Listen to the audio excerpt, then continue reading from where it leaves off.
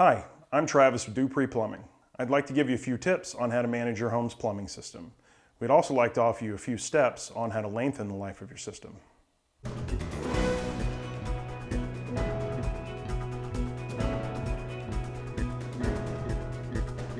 The number one thing you can do in a water leaking plumbing emergency is to shut the water off at your main water shutoff. These can usually be located at your water heater, in the basement, or underneath your staircase, and if you call us, we can walk you through how to shut that down. You'll also have shutoffs at your toilets, your kitchen sink, lavatory faucets, and behind your refrigerator.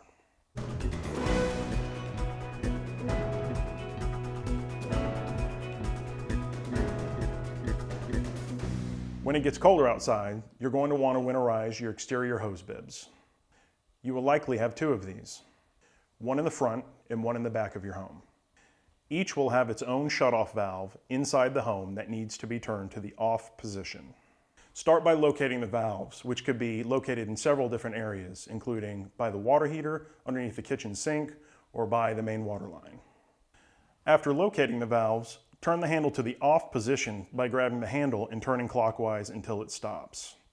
Next, go out to the hose bibs, turn them on, and bleed out any water that is in the line.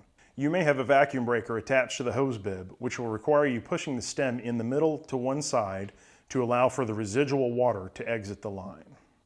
We recommend leaving the hose bib in the on position to allow for any water that repressurizes the line to escape to the outside.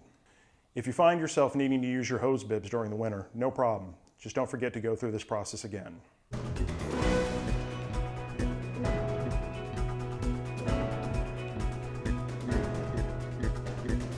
If your home has a tankless water heater, as a company policy, you'll find it set at 125 degrees. The heaters are capable of a maximum temperature of 140 degrees, which you can adjust by reading the homeowner's manual that comes with it. The heat exchanger on this unit does need to be flushed annually. This extends the life of the unit.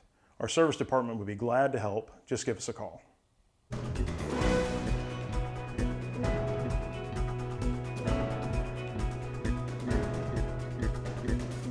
Your home comes with state-required low-consumption toilets. This may be new to you, but don't worry, these are excellent products. The most common issue that you'll see with these toilets are them clogging up. There are 3 steps that we recommend to prevent this from happening. The first step is to hold the flush lever down until all the water drains from the tank into the bowl.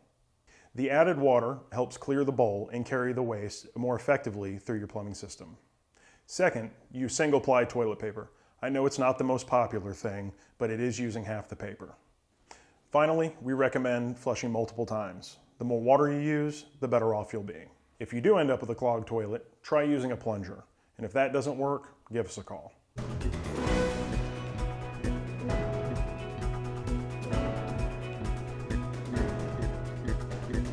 Depending on where your bathrooms are located in your house, you may have to wait for hot water longer than you're used to.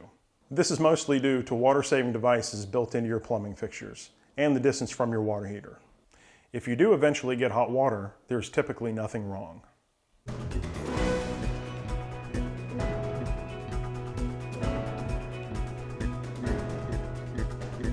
Some of the most common problems you'll find with your garbage disposal are them jamming, getting clogged with food, and foul odors.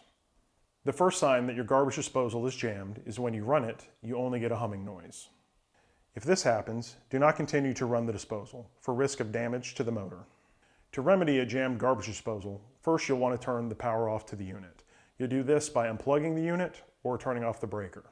Next, locate your disposal key. This should have been left with the unit. You can also use an Allen wrench if you can't find this. Next, insert either end of the key into the opening on the bottom of the unit directly in the middle. While bracing the unit with your other hand, try to rotate the key back and forth until you feel the obstruction break free. At this point, you should be able to remove the obstruction from the unit by using the safest means possible. After removing the obstruction, restore power to the unit, run water down the disposal, and test to see if it's operating correctly. Sometimes the unit will shut down its own power to protect the motor. When this happens, locate the small red button on the bottom of the disposal and push that in to restore power. If none of these methods work, contact us to set up an appointment.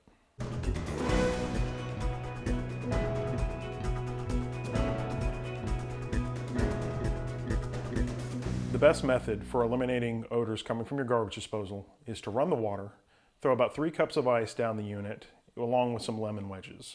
This helps break the debris off the sides of the unit and also helps combat the smell.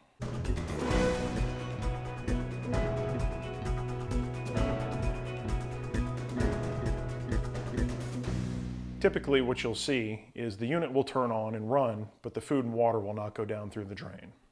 The best way to fix this is to stop up one side of the sink with the disposal plug and use a standard toilet plunger on the other side.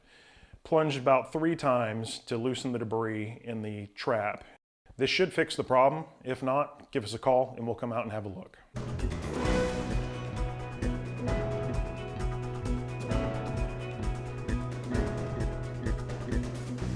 If you ever find yourself in this situation where sewage is backing up into the main level of your house, immediately go outside, locate your cleanout cap, and remove it.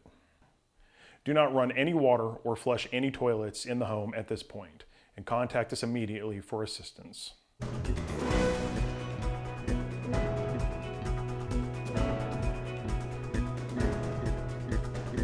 Depending on how your house is plumbed, you may experience noises coming from your plumbing system. This is usually caused by the PVC piping in your walls expanding and contracting from hot water running through it. This is completely normal. This is not something you need to worry about, but if you do see any water spots, feel free to give us a call. I hope I've laid out a lot of things that will help you with your home plumbing system, but if something does look out of place, please feel free to give us a call at Dupree Plumbing.